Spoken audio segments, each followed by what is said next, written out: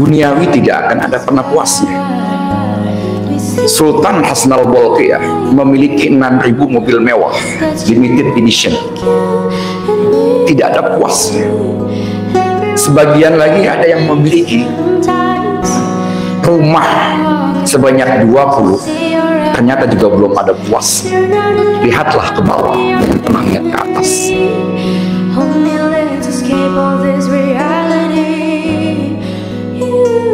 Assalamualaikum warahmatullahi wabarakatuh. Alhamdulillahirabbil alamin wal 'aqibatu lil muttaqin wa la udwana illa 'alal zalimin. Asyhadu an la ilaha illallah wahdahu la syarika lah al-hadi ila siratal mustaqim. Wa asyhadu anna sayyidana Muhammadan 'abduhu wa rasuluh afdhalul khalqi ajma'in.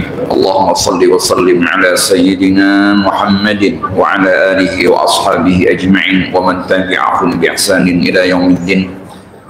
Amma ba'du fa ya ibadallah, usikum wa nafsi bi taqwallah. Ittaqullaha haqqa tuqatih wa la tamutunna illa wa antum muslimun. Fa ya ma'syaral muslimin a'azzakumullah. Marilah kita senantiasa meningkatkan iman dan takwa kita kepada Allah Subhanahu wa Ta'ala dengan senantiasa menjalankan segala macam perintahnya dan menjauhi segala macam larangannya.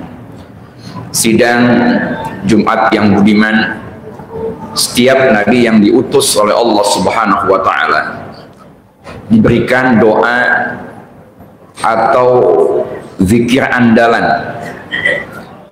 Seperti Nabi Adam alaihi salam, doa yang menjadi andalan beliau dengan Siti Hawa adalah Rabbana zalamna anfusana wa illam taghfir lana wa tarhamna lanakunanna minal khasirin.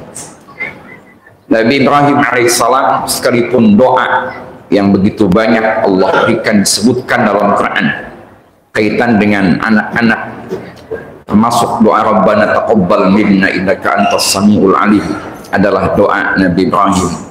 Tapi zikir yang Allah berikan kepada Nabi Ibrahim jauh lebih dahsyat lagi, yaitu adalah hasbunallah wa ni'mal wakil, ni'mal maula wa ni'man nasir. Nabi Isa alaihissalam Allah berikan, yaitulah ya hayyu ya qayyum. Maka mukjizat Nabi Isa alaihissalam baik berkaitan dengan menghidupkan orang yang mati, menyembuhkan orang yang penyakit sopak, buta sejak kecil, lepa dengan doa tadi ya hayyu ya qayyum. Nabi Yunus alaihissalam dalam perut ikan, dalam-dalamnya lautan dan gelapnya malam, Allah sebutkan dalam suratul Hajj dan Anbiya, fanada fi dzulumati alla ilaha illa anta subhanak inni kuntu minadh dhalimin fastajabna lahu fanajjaynahu minal gham wa kadzalika nunjil mu'minin. Kemudian apa doa andalan untuk Nabi Muhammad sallallahu alaihi wasallam? Dalam Bukhari Muslim termasuk dalam Fiqhus Sunnah dijelaskan bahwa doa andalan Nabi Muhammad dan sangat sering dibaca oleh beliau adalah Rabbana atina fid dunya hasanah wa fil akhirati hasanah wa qina adzabannar. Ma hiyal hasanah fid dunya wa ma hiyal hasanah fil akhirah. Al hasanah fid dunya, hasanah dalam dunia mencakup kebaikan, kebahagiaan, ketenangan dan kenyamanan. Demikian pula berkaitan dengan al-hasanah fil akhirah. Tidak ada lagi kebahagiaan sejati, kesuksesan sejati. Al-muflihun, al-faizun, an-na'imun adalah al-hasanah fil akhirah yang merupakan al-hayatu fil jannah, hidup dalam surganya Allah Subhanahu wa Ta'ala. Yang kita bahas adalah al-hasanah fid dunya. Bagaimana cara menggapai hidup yang senang, yang bahagia di alam dunia ini? Tentu kita akan kaitkan dengan ayat dalam suratul Nahl ayat 97.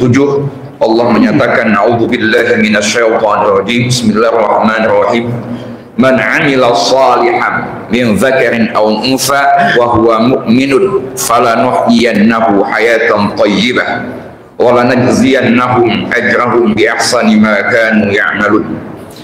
Siapa saja yang melaksanakan kebajikan laki-laki ataupun perempuan dalam keadaan beriman, maka pasti kami akan berikan kepadanya kehidupan yang baik dan akan kami berikan balasan dengan pahala yang lebih baik dari apa yang telah mereka kerjakan. Hayatan thayyibah, sebagian ulama memaknai al-hayatu bil qana', hidup dengan nerima apa adanya adalah salah satu bentuk kebaikan, kebahagiaan kita di alam dunia ini. Semua kita sama, memiliki satu pola mindset yang sama, ingin hidup dengan limpahan harta yang banyak. Tapi harta yang banyak bukan kaitan usaha kita, itu rezekinya Allah Subhanahu wa ta'ala. Ada sebagian kita yang memiliki rezeki maksud, semakin susah payah Allah berikan semakin melimpah. Ada rezeki mau'udun, rezeki yang dijanjikan oleh Allah Subhanahu wa ta'ala. Ada kemudian rizkum maksumun yang dibagi oleh Allah Subhanahu wa ta'ala. Ada yang ongkang-ongkang kaki, warisannya banyak tanpa perlu susah payah. Itulah rizki dari Allah Subhanahu wa ta'ala. Semua ingin melimpah, tapi terkait hal itu adalah dengan qada dan qadarnya Allah Subhanahu wa ta'ala.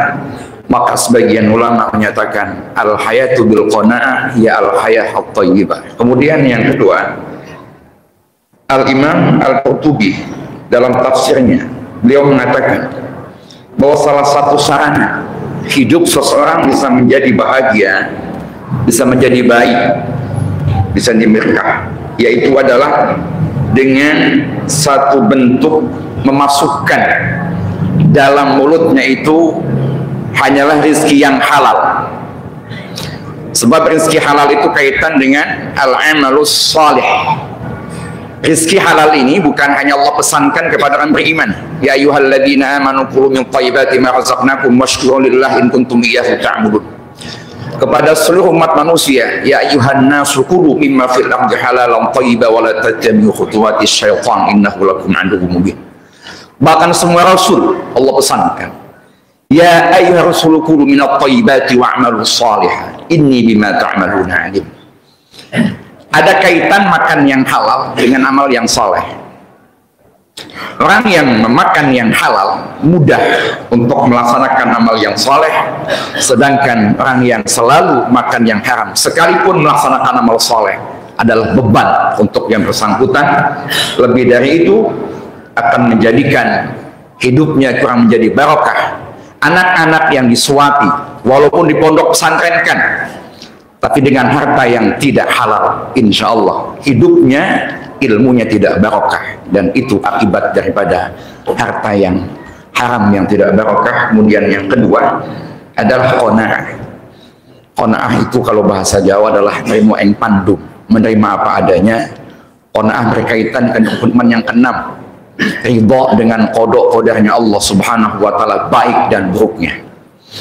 Menerima qada-qadar Allah yang baik adalah harapan kita semua.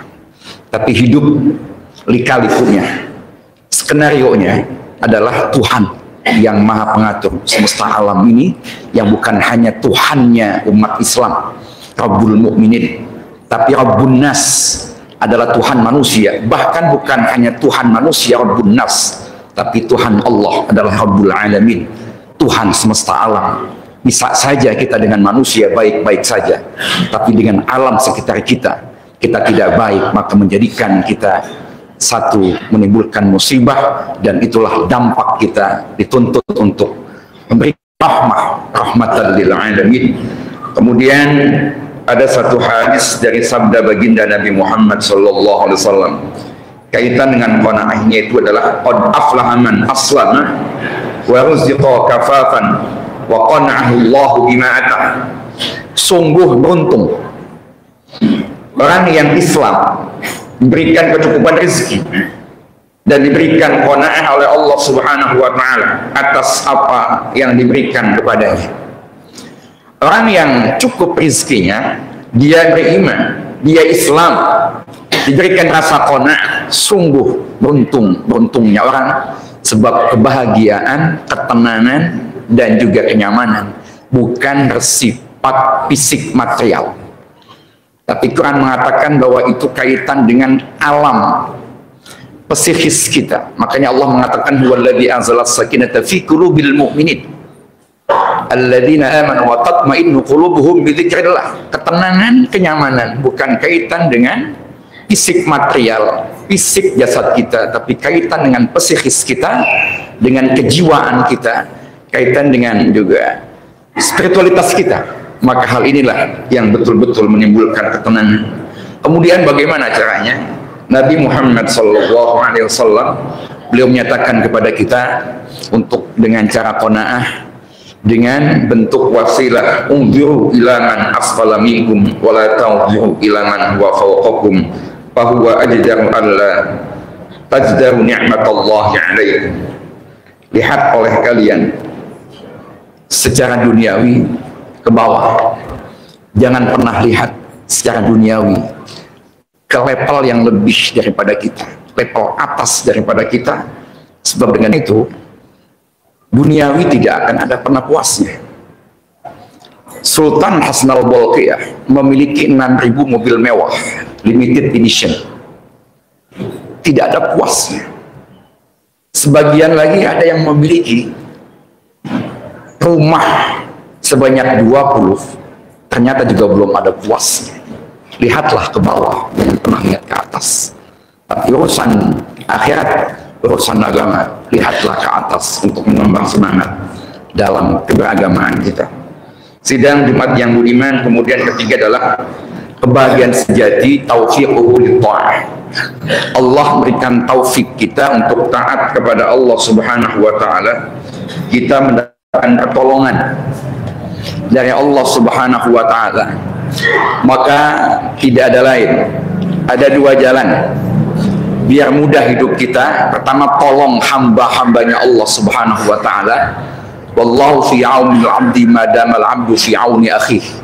Kemudian yang kedua, tolong agamanya Allah, bukan sekedar hambanya Allah.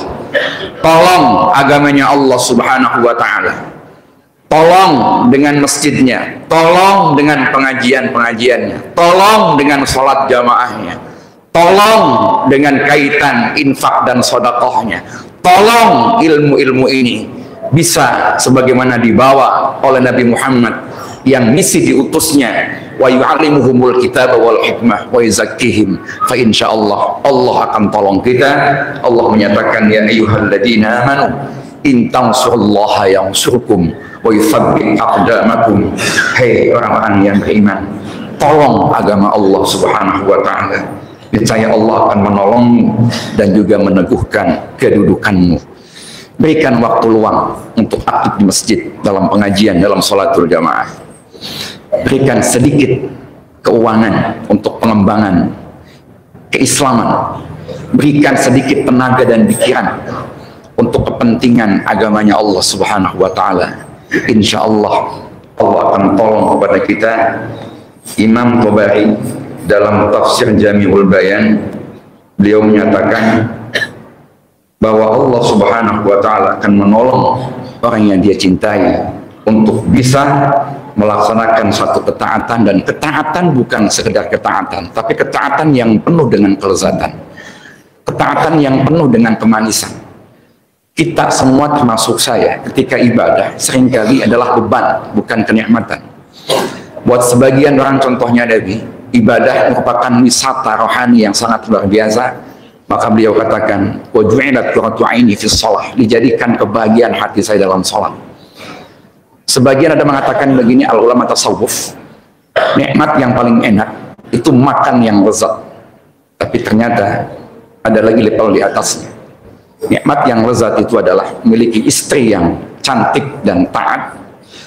Ada lagi di atasnya lagi, memiliki rumah yang megah, kekuasaan yang sangat luas, ekonomi yang melimpah ruah, dengan ilmu yang sangat tinggi, maka menjadikan status sosial dia tinggi, dihormati, dimuliakan. Tapi ternyata itu semua tidak ada apa-apanya dengan kemanisan lezatnya ibadah kita kepada Allah Subhanahu wa Ta'ala. Ketika sholat merasakan lezat, baca Quran merasakan lezat, kemudian zikir kepada Allah merasakan lezat kenikmatan. Itu kenikmatan abadi, dan itulah yang menurut para ahli ma'rifat al-arifin, dia sudah mendapatkan surga sebelum mati, mendapatkan surganya Allah Subhanahu wa Ta'ala. Bagaimana caranya? Nabi Muhammad dalam hadis Sahih Bukhari mengatakan, salasatun man kunna fihi wajada halawatul iman.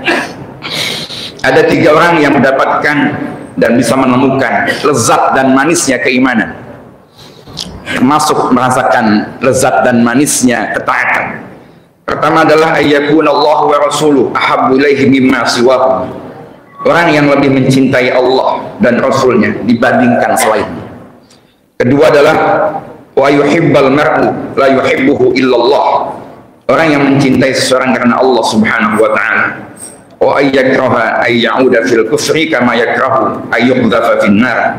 Orang yang membenci untuk kembali kepada kekufuran, pada kemaksiatan di masa lalu, sebagaimana ia benci dimasukkan ke dalam nerakanya Allah Subhanahu wa Ta'ala. Semoga kita semua akan dijadikan oleh Allah Subhanahu wa Ta'ala hidup terlimpah dengan keberkahan, hidup terlimpah dengan kebahagiaan dan kebaikan. Aqulu qawli hadza wa astaghfirullahal azim li wa lakum wa li sayyidil mu'minin wal mu'minat wal muslimin wal muslimat fastaghfiruhu innahu huwal ghafurur rahim. Alhamdulillahi ala ihsanihi wa syukru lahu ala taufiqihi wa amtinanihi wa ashhadu an la ilaha illallah wahdahu la syarika la ta'ziman li sya'nihi wa ashhadu anna sayyidina Muhammadan abduhu wa rasuluh ad-da'i ila ridwanihi. Allahumma salli wa sallim ala sayyidina Muhammadin wa ala alihi wa ashabihi ajma'in. Amma ba'du, fa ya ibadallah ittaqullaha fima amara وانتهوا عما نهى عنه وحذر واعلموا أن الله أمركم بأمر بدأ فيه بنفسه وثنى بملائكته المسبحة بقدسه فقال تعالى إن الله وملائكته يصلون على النبي يا أيها الذين آمنوا صلوا عليه وسلموا تسليما اللهم صل على سيدنا محمد وعلى آله وأصحابه أجمعين وارض اللهم على بعض الخلفاء الراشدين أبي بكر وعمر وعثمان وعلي وعلى بقية الصحابة والتابعين وتابعي التابعين ومن تبعهم بإحسان إلى يوم الدين وعلينا معهم برحمتك يا أرحم الراحمين. اللهم اغفر للمؤمنين والمؤمنات والمسلمين والمسلمات الأحياء منهم والأموات. اللهم أعز الإسلام والمسلمين وأذل الشرك والمشركين وانصر من نصر الدين واخذل من خذل المسلمين ودمر أعداء الدين وعلي كلماتك إلى يوم الدين. اللهم ادفع عنا البلاء والوباء والزلازل والمحن وسوء الفتن ما ظهر منها وما بطن عن بلدنا إندونيسيا خاصة وعن البلاد المسلمين عامة يا رب العالمين.